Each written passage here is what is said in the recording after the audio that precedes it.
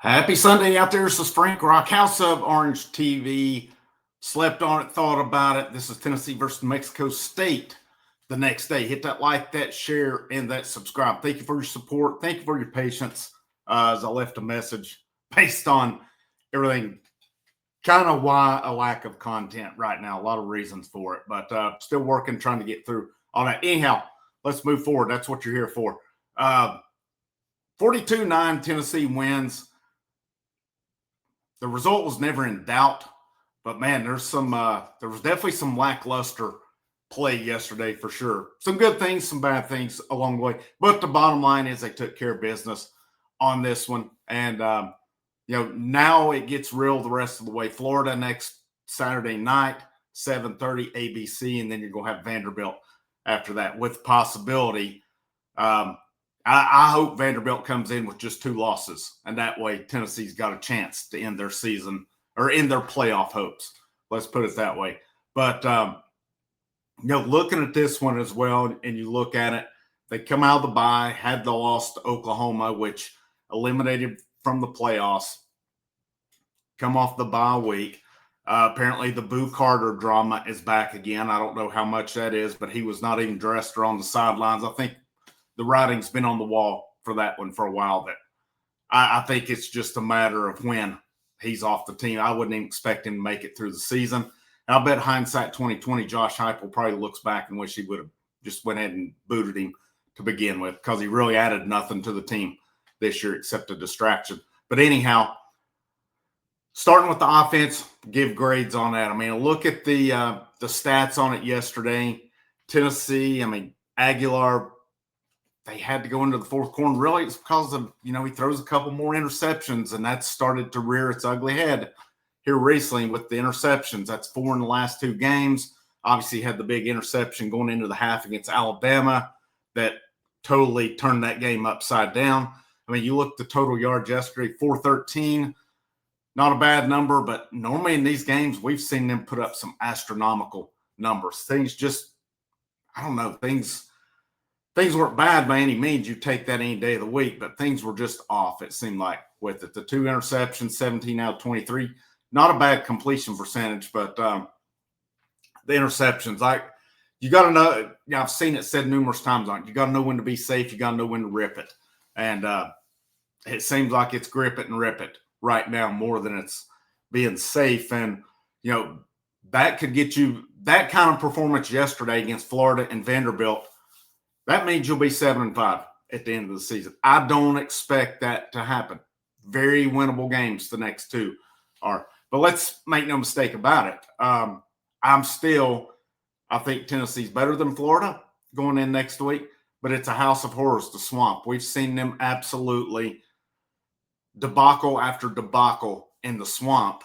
And really with that one, I'm still kind of in, I have to see it to believe it mode. I really think they can go win. I think there's no doubt about it. They're a 3.5-point favorite right now, but this is kind of game I could see Florida getting up for that. Hey, this is a ranked team. We can really do something here as well. But looking at the offense again, I would almost go as far as maybe a C yesterday on the offense, maybe C+.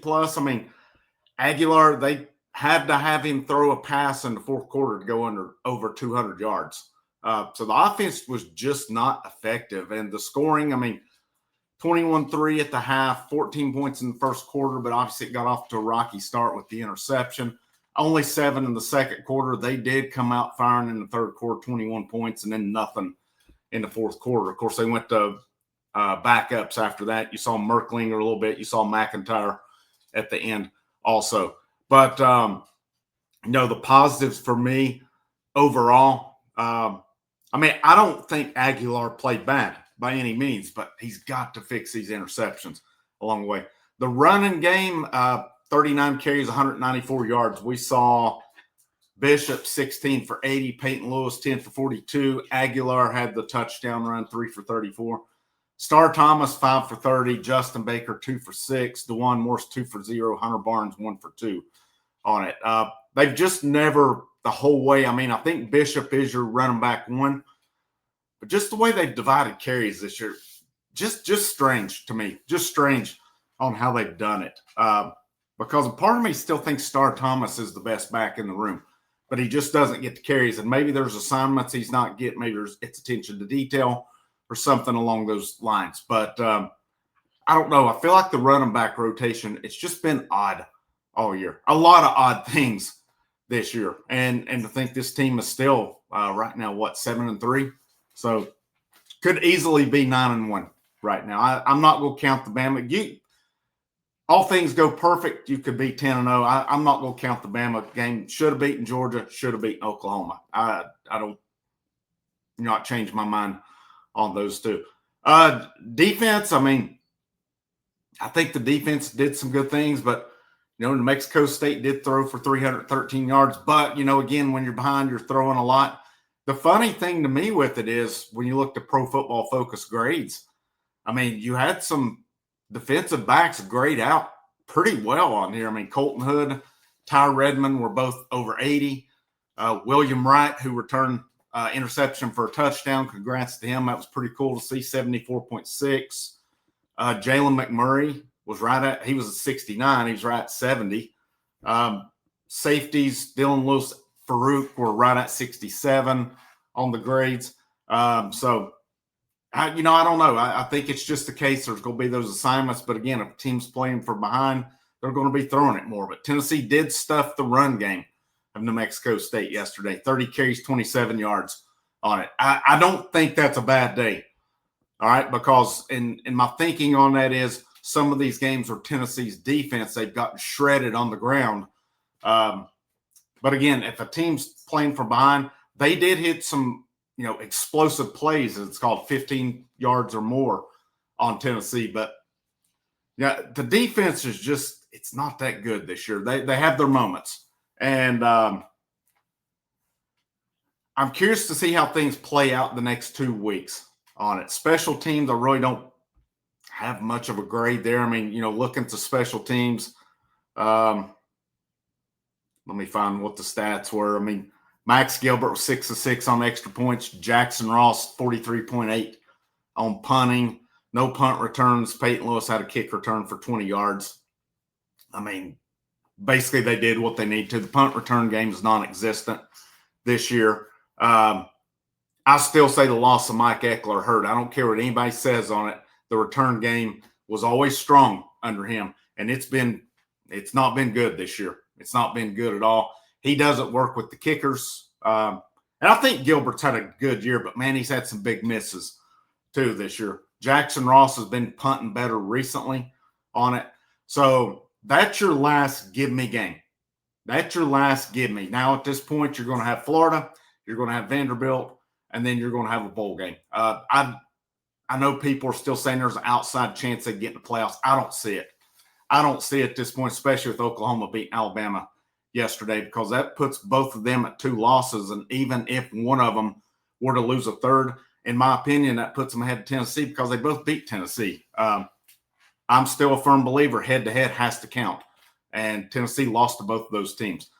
I just can't see a way they're in. So what we're looking at, best case, is like an Outback Bowl, Citrus Bowl, something like that, one of the Florida Bowls. I think that's your best case scenario for bowl.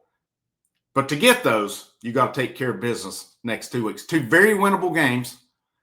But if you don't play to your standard, they're 2 very losable games as well. To me, I think they're both must win. Because Josh Heupel will get some heat, right or not.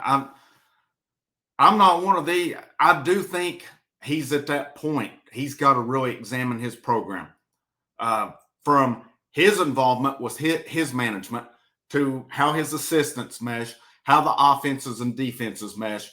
And to me, first and foremost, he needs to address strength and conditioning because it is not up to par with your Georgias.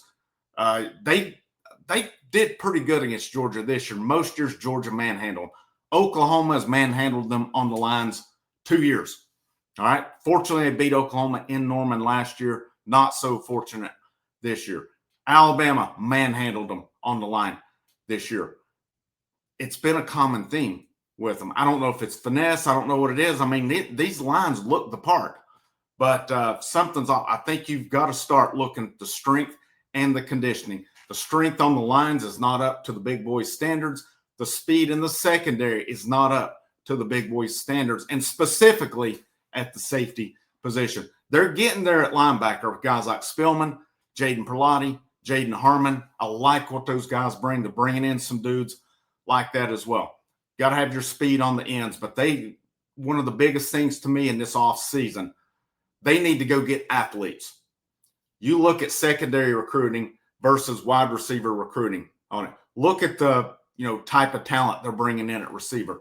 They've got to duplicate that, replicate it on the defensive backfield as well. I think they've got some good athletes, some good players coming in this season, but they better damn sure go to the portal and add some athletes as well, because safety play is a big-time Achilles on this roster right now, and they need to go and add on the defensive line as well. This defensive line, it's had its moments this year, but they're going to need guys. They're going to lose some good players after this season. I wouldn't say the program's at a crossroads. Now, you went out and go 9-3. You win your bowl game, go 10-3. That's a pretty good season, guys. That's not a bad season with it. Then you've got to look at how can we get over that hump moving forward? How can we become a serious title contender right now? Do you want to be content making playoffs? And that's not a bad thing. Don't get me wrong on that. I'm happy they made it last year. I thought it was a big accomplishment. But now, you're looking at it. You've got a couple years coming up of pretty tough schedules here where you're going to have to be on it with these schedules, and especially some of these teams getting new coaches. There's going to be the unknowns there. How does Josh Heupel and staff adjust moving forward? Do you make changes on staff? Do you tweak things? What do they do at quarterback next year? Because I've seen it speculated numerous times, people saying Jake Merklinger will not be on this team in January. So that would leave you George McIntyre and then Faison Brandon coming in. You got to get somebody. Do you go out and get a guy to take over for a year while McIntyre and Brandon develop? I don't know the situation on that. You'll have to get a third quarterback somehow. Do you roll with the young guys, let them progress and develop, or do you go out and get a portal guy? I think that's an interesting thought to see moving forward. But the main thing this team needs to do this week, again, you got to win out. You got to win out. This fan base, they're going to be hot if you lose one or both games the rest of the way. You win out, they'll be pretty good. But Florida's very beatable this year in the swamp, and it may be the last time you get them this vulnerable to beat them in the swamp for a bit, depending on who they hire, because they will eventually get it right. They'll eventually get their hire right. And then Vanderbilt, you don't let Vanderbilt come to Knoxville and win. It's happened before, obviously, but can't let them do it. So I want to see this team, the staff, step up, do what they need to do this week. And, I can't fault them for being lethargic yesterday, coming off the bye, coming off of a loss that ended your playoff hopes, and then a game you should coast through. Will that intensity be there next week? 7:30 game. I was really hoping it would be a day game, but we know how Tennessee and night games on the road have been other than Kentucky. This is Frank, House of Orange. I'll see you when I see you.